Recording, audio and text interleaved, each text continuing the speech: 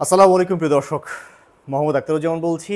Fisheries Bangladesh চ্যানেলটি বিশ্বের যে প্রান্ত থেকে দেখছেন সেই সমস্ত মাছ ও চিংড়ি খামারি ভাই বোনদের স্বাগত জানাচ্ছি। আশা করছি আপনারা ভালো আছেন।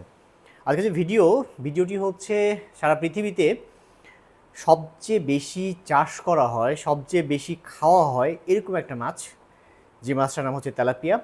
আমাদের এই উপমহাদেশে, বাংলাদেশ, ইন্ডিয়া সহ এই উপমহাদেশে হচ্ছে আপনার চাষযোগ্য যে মাছটা বা বেশি চাষ করা হয় যে মাছটা, সেই মাছটা এই তেলাপিয়া তার মধ্যে অন্যতম। তো তেলাপিয়াকে আমরা যেটা দেখি যে হামেশাই মাত্রাতিরিক্ত খাদ্য দেওয়া হয়, মাত্রাতিরিক্ত রেডি ফিড খাওয়ানো হয়। তো আদৌ আসলে এটার দরকার আছে কি না, বা তেলাপিয়ার জন্য আসলে কেমন খাদ্য হওয়া উচিত, এবং ঠিক কতটুকু কখন কখন খাবার দেওয়া উচিত, এবং অনেক বহুল কথা আছে যে প্রাকৃতিক খাদ্যে তেলাপিয়া অভ্যস্ত কিনা, প্রত্যেকটা বিষয় নিয়ে আমি একেবারে অনেক বড় কিছু জার্নালের রেফারেন্স সহ আপনাদের সাথে কথা বলব। চলুন শুরু করি। তেলাপিয়ার জন্য কেমন খাদ্য হওয়া উচিত আমি প্রথমে যদি বলতে চাই, তাহলে হচ্ছে মেইন যে নীতিটা, অর্থাৎ সামারি যেটা বলতে চাই, সেটা হলো যখন প্রাকৃতিক খাদ্য থাকবে না তখন ফিড বা রেডি ফিড। এটা হলো সারা, আমি যদি এই মানে ফিশারিজ সায়েন্সের বা মৎস্যবিজ্ঞানের যদি টোটাল বেস বা ভিত্তিটাকে ধরি, এই মাছকে খাবার খাওয়ানো বা খাদ্যের ক্ষেত্রে যদি বলি, প্রথম কথা হচ্ছে যে প্রাকৃতিক খাদ্য যখন থাকবে না তখন হচ্ছে ফিড। এটা হলো মেন ব্যাপার। আমি আসছি, সামারি করছি প্রত্যেকটা বিষয় নিয়ে। তো যারা সেমি ইন্টেন্সিভ চাষ করেন, আমাদের যারা বাংলাদেশে যারা খামারি আছেন, তারা হচ্ছে কি করেন, ম্যাক্সিমামই তো সেমি ইন্টেন্সিভ বা হচ্ছে ট্র্যাডিশনাল মেথডে চাষ করে থাকেন। একেবারে মানে কি বলবো, একেবারে ইন্টেন্সিভ মেথড বা রেসওয়ে বা হচ্ছে আপনার ইনপন্ড রেসওয়ে, এগুলোর পরিমাণ আসলে আমাদের দেশে কম। হ্যাঁ, হচ্ছে কিন্তু অনেক কম। বা বটম গ্রিন, এগুলোর পরিমাণ কম। এখন সেই ক্ষেত্রে যেটা হচ্ছে সেটা হলো ইন্টেন্সিভে যারা চাষ করেন তাদের জন্য বলা হচ্ছে তেলাপিয়া চাষের ক্ষেত্রে প্রাকৃতিক খাদ্য সবচেয়ে গুরুত্বপূর্ণ। প্রাকৃতিক খাদ্য সবচেয়ে গুরুত্বপূর্ণ, কথাগুলো মনে রাখেন। তারপরে যদি কেউ মনে করে যে হচ্ছে আমার তেলাপিয়াকে কিছু দেয়া যেতে পারে, তাহলে লো কস্ট সাপ্লিমেন্টাল ফিড দেয়া যেতে পারে। লো কস্ট সাপ্লিমেন্টাল ফিড কি দেখেন, আপনাকে এটা একটু ব্যাখ্যা করি। লো কস্ট সাপ্লিমেন্টাল ফিড মানে হচ্ছে একেবারে খুব কম দামের যে কিছু খাবার আপনি সম্পূরক খাদ্য হিসেবে দিতে পারেন, ঠিক আছে? এই সেমি ইন্টেন্সিভ পদ্ধতিতে বা আধা নিবিড় চাষ পদ্ধতিতে যারা তেলাপিয়া চাষ করেন তাদের জন্য ব্যালেন্স ডায়েটের দরকার নাই। দেখেন, এটাও একটা রেফারেন্স। যারা হচ্ছে তেলাপিয়া চাষ করছেন এই সেমি ইন্টেন্সিভ পদ্ধতিতে বা একেবারে নর্মাল পদ্ধতিতে চাষ করছেন, তাদের জন্য খুব ভালো ধরনের মানে রেডি ফিড, ফর্মুলেটেড ফিড, মানে ব্যালেন্স ডায়েট, এগুলোর কিচ্ছু দরকার নেই। মানে আমি একদম রেফারেন্স সহ বলছি কথাটা। এখন তাহলে আপনি কী করবেন? প্রাকৃতিক খাদ্য সবচেয়ে বেশি রাখবেন, প্রাকৃতিক খাদ্য সারা বছর রাখবেন। তার সাথে আপনি এটা করতে পারেন রাইস ব্র্যান। আমরা যেটাকে হচ্ছে আমরা ধানের কুড়া বা চালের কুড়া বলে থাকি, সেই রাইস ব্র্যান্ডটা আপনি আউটসোর্স বাইরে থেকে দিতে পারেন। দিবেন আপনি, সেটারও কিন্তু একটা নির্দিষ্ট মানে ফ্রিকোয়েন্সিতে দিবেন। কতটা দিবেন সেটাও আমি বলে দেবো লাস্টের দিকে, সেটাও একটা ব্যাপার। অর্থাৎ বাইরে থেকে শুধুমাত্র রাইস ব্র্যান্ড, প্রাকৃতিক খাদ্য থাকবে, রাইস ব্র্যান্ড, এটা দিয়ে আপনি মানে এই তেলাপিয়ার যে আধা নিবিড় চাষ বা একেবারে ট্র্যাডিশনাল মেথড, সেটা আপনি চাষ করতে পারেন।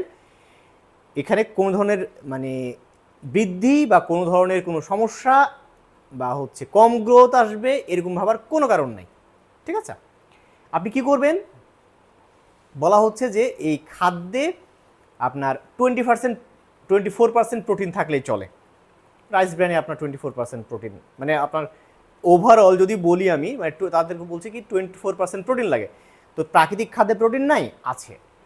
আপনি যে সম্পূরক খাবার হিসেবে বললাম যে রাইস ব্র্যান দিচ্ছেন, সেটাতে হচ্ছে প্রোটিন নাই, আছে। এখন কি করতে হবে? রাইস ব্র্যানকে আপনি কি করবেন? রাইস ব্র্যানের ক্ষেত্রে যেটা করবেন সেটা হচ্ছে রাইস ব্র্যানে অবশ্যই আপনি একটা মাল্টি এনজাইম প্রয়োগ করবেন, এবং সেখানে একটা হচ্ছে অ্যামাইনো অ্যাসিড সমৃদ্ধ একটা গ্রোথ প্রমোটার প্রয়োগ করবেন। আমি এনজাইমের ক্ষেত্রে আপনাদের বলি যে একটা ফাইটেজ সমৃদ্ধ এনজাইম, যেমন একমিজামের কথা বলি, গ্রোথ প্রমোটারের ক্ষেত্রে আমাদের বায়োভিগরের কথা বলি।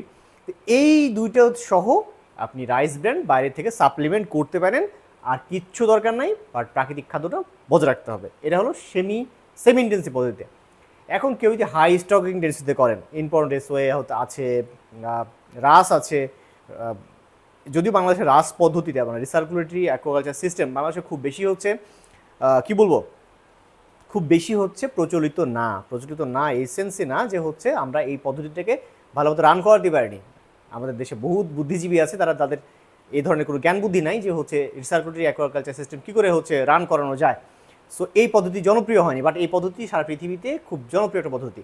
তো এরকম পদ্ধতিতে যারা চাষ করছেন তাদের জন্য হচ্ছে আপনি সেখানে পিলেটেড ফিড ব্যবহার করবেন, কিন্তু সেটা কোল্ড প্রেস হতে হবে, অর্থাৎ যে টেম্পারেচারে মেনটেন করে সেই টেম্পারেচার যতটা টেম্পারেচার থাকা উচিত সেই ফিডটা তৈরি করতে গিয়ে সেই টেম্পারেচার মেনটেন করা হয়েছে কিনা। যদি ওভার হিট বা হাই হিটে তৈরি করা হয়ে থাকে সেটা অবশ্যই রিজেক্টেড, সেটা অবশ্যই তেলাপিয়ার জন্য বা কোনো মাছের জন্য গ্রহণযোগ্য নয় যদি ওভার হিটে অত্যধিক তাপে সেটা পিলেটাইজ করা হয়ে থাকে। তো এই যে আমি বললাম যে যারা হচ্ছে একেবারে হাই স্টকিং ডেন্সিটিতে চাষ করছেন, তো সেই ক্ষেত্রে সেখানে আপনি যদি সম্ভব হয়, যেমন আইপিআরএস ইম্পর্টেন্ট রেসওয়ে সিস্টেম, যদি সম্ভব হয় অবশ্যই প্রাকৃতিক খাদ্য মানে বজায় রাখবেন। যেখানে হাই স্টকিং ডেন্সিটিতে মানে উচ্চ মজুদ ঘনত্বে যেখানে আপনার চাষ করা সম্ভব, মানে প্রাকৃতিক খাদ্য রাখা সম্ভব, সেখানে চেষ্টা করুন প্রাকৃতিক খাদ্য রাখার। যেখানে সম্ভব একেবারে না সেটা বাদ দেন, বাট যেটা রাখা দরকার সেখানে অবশ্যই প্রাকৃতিক খাদ্যটা বজায় রাখবেন। ফিডিং ফ্রিকোয়েন্সি কতটুকু করে খাবার দিবেন সেটা আমি ওই রাইস ব্র্যান্ড যারা হচ্ছে ট্র্যাডিশনাল পদ্ধতিতে চাষ করেছেন তাদের জন্য প্রযোজ্য, আবার যারা হচ্ছে প্লেটাইজ মানে বললাম যে কম তাপে তৈরি করা এরকম যে প্লেট জাতীয় যে খাবার, সেখানেও হচ্ছে আপনার কি কতটুকু খাবার আপনি দিবেন সেটার একটা আমি হচ্ছে বিষয় আপনাদের শেয়ার করি। যে 2 থেকে বয়স যখন একটা পোনার 2 দিন থেকে 2 দিন বয়স থেকে 1 গ্রাম পর্যন্ত তার দেহ ওজনের 30 থেকে 10% বডি ওয়েট অনুযায়ী আপনি খাবার দিবেন। এটাকে ভাগ করে দিবেন 8 বার, 2 দিন থেকে 1 গ্রাম পর্যন্ত 8 বারে ভাগ করে যতটুকু হয় 30 থেকে 10% নামিয়ে নিয়ে আসবেন আপনি। 1 থেকে 5 গ্রাম পর্যন্ত যখন হচ্ছে তার বয়স, তখন হচ্ছে আপনি 10 থেকে 6% তার দেহ ওজনের খাদ্য দিবেন, 6 বার দিবেন সেই খাবারটা, এবং ওই টোটাল খাবারটা 6 বারে ভাগ করে দিবেন। 5 থেকে যখন 20 গ্রামে যখন ওজন তার যাবে, তখন হচ্ছে আপনি তাকে দিবেন 6 থেকে 4% খাবার, 4 বারে সেটাকে ভাগ করে দিবেন। ঠিক আছে, আসছি 20 থেকে 100 গ্রাম। 20 থেকে 100 গ্রামের মধ্যে যখন থাকবে তখন দিবেন 4 থেকে 3% বডি ওয়েট অনুযায়ী খাবার দিবেন 3 থেকে 4 বার, ওই খাবারটুকুকে ভাগ করে দিবেন 3 থেকে 4 বার। যখন 100 গ্রামের যখন বেশি থাকবে ওজন, মানে গ্রেটার দ্যান যখন 100 গ্রামের বেশি ওজন থাকবে, তখন দেহ ওজনে 3% খাবার দিবেন, এই খাবারটাকে 3 বারে আপনি ভাগ করে দিবেন। এই হচ্ছে তেলাপিয়ার জন্য কেমন খাদ্য হওয়া উচিত তার একটা আমি তালিকা দিলাম।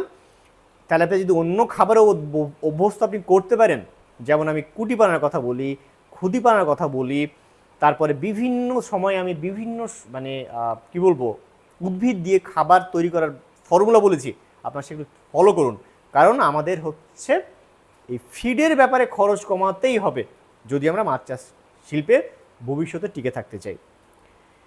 যদি আপনাদের এই ভিডিওটি নিয়ে কোনো কমেন্টস থাকে তাহলে কমেন্ট সেকশনে গিয়ে কমেন্টস করুন, আমি আপনাদের প্রশ্নগুলোর উত্তর দেওয়ার চেষ্টা করব।